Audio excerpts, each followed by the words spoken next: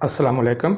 नफसियाती अमराज, anxiety या depression अब लाइलाज नहीं रहेगा, क्योंकि होम्योपैथिक में हमारे पास एक मेडिसिन आती है जिसके मतलब मुकम्मल लेक्चर मैं इस वीडियो के अंदर देने लगा हूँ। उसका नाम है कैनाबिस इंडिका।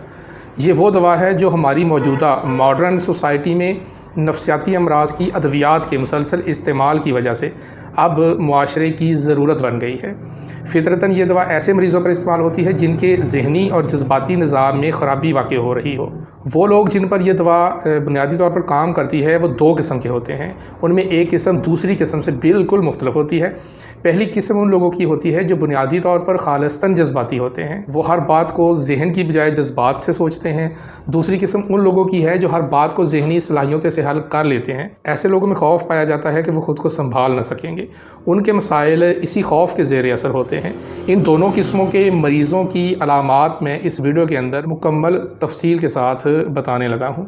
पहली किस्म यानी जज्बाती किस्म के मरीज़ इस बात को फ़ौक़ियत देते हैं कि उन्हें दिमाग इस्तेमाल ना करना पड़े। ये लोग रियाजी से मुतल्लिका या और किसी किस्म के तजर्बाती काम को बखूबी सरअंजाम नहीं दे सकते। जैसे जैसे दवा की मर्ज़ियाती कैफियत उनको अपने ज़ेर तसल्लुत लेती जाती है, वो ख़ुद को हल्का, इथर्नल या एक्सटैटिक महसूस करने लगते हैं। वो ज़्यादा वक्त ख़ुद को हल्का फुल्का महसूस करके खुश होते हैं। ऐसा दिखाई देता है जैसे इन लोगों की कुव्वत हयात और जिस्म में कोई और ताल्लुक़ या राब्ता हो चुका हो। वो महसूस करते हैं कि वो बड़ी आसानी के साथ अपना जिस्म छोड़ देते हैं।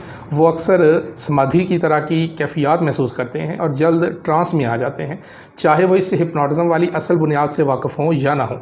इस पोजीशन में वो ख़ुद को नफसियाती मसाइल का शिकार भी महसूस करते हैं। जब वो सोते हैं तो महसूस करते हैं कि उनकी रूह जिस्म से अलग होकर किसी और दुनिया की सैर करने लगी है।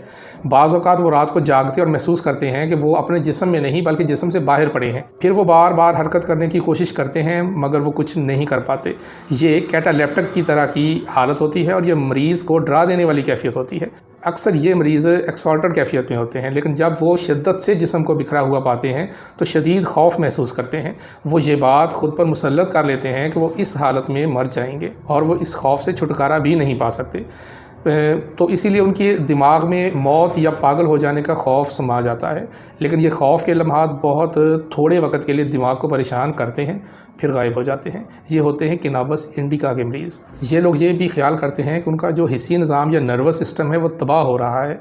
कैनाबिस इंडिका ऐसे मरीज़ों की तमाम तर हिस्सियात या फीलिंग्स को तेज़ कर देती है। फिर तमाम फीलिंग्स तेज़ी से आने लगती हैं। जब मरीज़ की ये हिस्सियात या फीलिंग्स ख़राब हो जाएं तो उसे वक्त बहुत सुस्ती से गुज़रता हुआ महसूस होता है।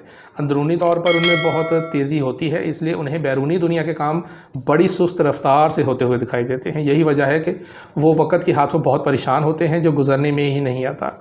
दूसरे लफ्ज़ों में वक्त बहुत आहिस्ता आहिस्ता गुज़रता है। इसके अलावा उन मरीज़ों में फ़ासले का एहसास भी बिगड़ जाता है। वो महसूस करते हैं कि वो अपने असल मुकाम से बहुत दूर हटा दिए गए हैं और वो चीज़ों से दूरी की तरफ उड़ रहे हैं और सफ़र कर रहे हैं। उन्हें अपनी टांगें जिसामत में छोटी महसूस होती हैं। इन तख़य्युलाती अलामात के बावजूद ऐसे मरीज़ जो अपने हवास में होते हैं तो महसूस करते हैं कि उनमें कोई मर्ज़ियाती तब्दीली आ रही है। उनका जहन सुस्त, फजूल सा और बिखरा हुआ होता है। वो अपने काम में नाअहलियत महसूस करते हैं और हकीकत में देर तक अपने दिमाग और अहलियत के एक नुक्ते पर मरकूज़ नहीं कर पाते। ख़ुसूसन ये लोग एक काम से दूसरे काम की तरफ भाग जाते हैं क्योंकि वो अपने अंदर इत्मीनान महसूस नहीं करते।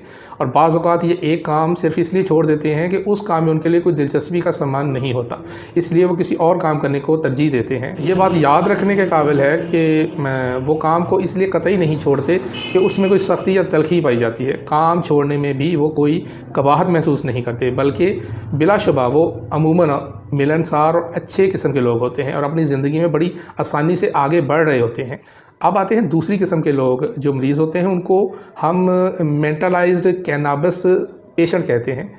ये तकरीबन पहली किस्म के मरीज़ों के बिल्कुल बरक्स होते हैं। ये नाखुश से लोग होते हैं और जल्द खुश नहीं हो पाते और ना ही खुशी उनमें ज़्यादा देर तक समा पाती है। ये एहसास उनमें भी पाया जाता है कि उनका जिस्म उनसे अलग हो गया है, लेकिन उनका एहसास ज़रा मुख्तलिफ होता है। ये महसूस करते हैं कि जिस्म के कुछ हिस्सों से वो अलग हुए हैं, तमाम जिस्म से नहीं। वो ये भी महसूस करते हैं कि उनके जिस्म के मखसूस या कुछ हिस्से हल्के हो गए हैं और हवा में उड़ रहे हैं। یہ احساس زیادہ تر ٹانگوں میں محسوس کیا جاتا ہے کہ ٹانگیں اور بازو ہوا میں اڑ رہے ہیں۔ بازوؤں میں محسوس ہوتا ہے کہ ہڈیاں ہی نہیں ہیں اور یہ اتنے ہلکے ہو گئے ہیں کہ ہوا میں تیرنے لگے ہیں۔ ان ذہنی مریضوں کے لیے بھی یہ حالات خوفناک ہوتے ہیں۔ وہ اپنے بازوؤں کو سنبھال نہیں پاتے اور بازو ان کے کنٹرول سے باہر ہو جاتے ہیں۔ جیسے جیسے جسم کنٹرول سے باہر ہوتا جاتا ہے، مریض کے اندر تشویش، انزائٹی اور خوف بڑھتا جاتا ہے۔ ان مریضوں میں پاگل ہونے کا خوف مسلسل قائم رہتا ہے۔ یہ خوف جسم کنٹرول میں نہ ہونے یا نہ رہنے کی نشاندہی کرتا ہے۔ اسی طرح سے مریض سے پوچھیں گے تو وہ اس کو موت کا خوف بھی بتا سکتا ہے۔ تشویش کی کیفیت مسلسل قائم رہتی ہے اور ان کا رویہ ایسا ہو جاتا ہے کہ آپ انہیں فاسفورس، آرسینکم یا نائٹرک ایسڈ کا مریض سمجھ بیٹھیں گے۔ ان کی یہ تشویش معدے یا سینے میں بھی محسوس ہوتی ہے۔ مجھے احساس ہے کہ اس لیکچر کی ویڈیو تھوڑی لمبی ہو جائے گی، لیکن میں آپ لوگوں کو پوری وضاحت کے ساتھ بتانا اس لیے ضروری سمجھتا ہوں کہ میں اپنے چینل پہ تمام ہومیوپیتھک کمیونٹی یا جو غیر ہومیوپیتھی ہیں ان کو ہومیوپیتھک اس طریقے سے سمجھانا چاہتا ہوں کہ ان کو مزاج کی علامات کی بہت اچھے طریقے سے سمجھ آ جائے، اور اس لیکچر کو سننے کے بعد آپ انشاءاللہ یہ کمی اپنے اندر سے دور کر لیں گے۔ جتنی میں نے پہلے کیفیات بولی ہیں، ان ذہنی مریضوں میں کینابس انڈیکا کا بلا واسطہ دماغ پر اثر ہوتا ہے۔ یہ لوگ مسلسل ہر چیز کے بارے میں مفروضے قائم کرتے رہتے ہیں۔ دنیا میں کیا ہو رہا ہے ان کے بارے میں ان کے اپنے ہی خیالات ہوتے ہیں۔ اپنی صحت کے بارے میں یا جن منصوبوں پر وہ کام کر رہے ہوتے ہیں ان کے بارے میں بھی ان کا اپنا ہی اندازہ ہوتا ہے۔ ہمارے مختلف مذاہب کے لوگوں پر تجربات کے مطابق یہ ہر حال میں اپنا خیال پیش کرتے ہیں۔ جو سب سے انوکھا ہوتا ہے وہ بہت تیز اور عقل مند ہوتے ہیں۔ ہر کام کو تجرباتی طور پر ہر زاویے سے فوراً دیکھ اور پرکھ لیتے ہیں۔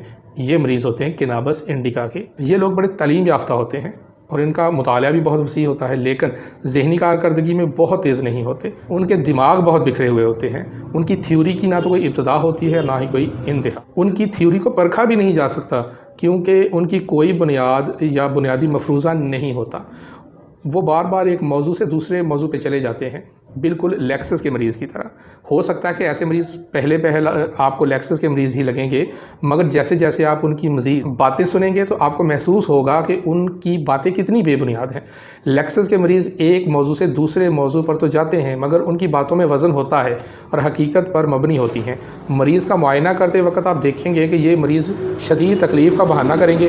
ایسے مریضوں کی دوا کا انتخاب بہت مشکل ہو جاتا ہے۔ مثال کے طور پر مریض آپ کو شدید پیاس کی علامت دیتا ہے، آپ اس کو بنیاد بنا کر دوا دینے لگتے ہیں تو مریض کہے گا ٹھہرو، اس پیاس سے مراد میرا مطلب ٹھیک پیاس نہیں تھا، مجھے یقین ہے کہ دراصل میرا پیاس کا مطلب نمک کی خواہش تھا کیونکہ میں نے کچھ دیر پہلے نمکین چیز کھائی تھی جس سے پیاس بڑھی ہے۔ مریض ہر علامت کے ساتھ یہی رویہ دہرا سکتا ہے، جس کے آخر میں آپ سر پکڑ کر بیٹھ جائیں گے کہ اس مریض کے ساتھ کیا کیا جائے۔ انہیں چیز کو اتنے مختلف زاویوں سے دیکھنے کی عادت ہوتی ہے کہ وہ اصل حقیقت کی سمجھ ہی نہیں آنے دیتے۔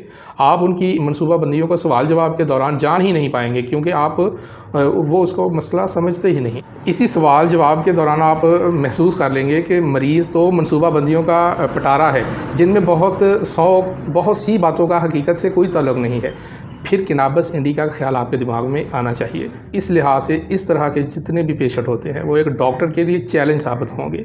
یہ مشکل لوگ ہوتے ہیں اور پہلی قسم کے خوشباش اور پرسکون زندگی گزارنے والے لوگوں کے بالکل برعکس ہوتے ہیں۔ اس کے علاوہ یہ ذہنی خرابی یا مینٹلائزڈ قسم کے کینابس کے مریض جو ہوتے ہیں یہ جنسی کاموں کی بڑی شدید خواہش رکھتے ہیں، اگرچہ ان کے باقی جسم کا کنٹرول ان کے بس میں نہیں ہوتا، تاہم جنسی اعضاء ان کے تابع ہوتے ہیں، اس لیے وہ جنسی طاقت پوری بلکہ بھرپور رکھتے ہیں۔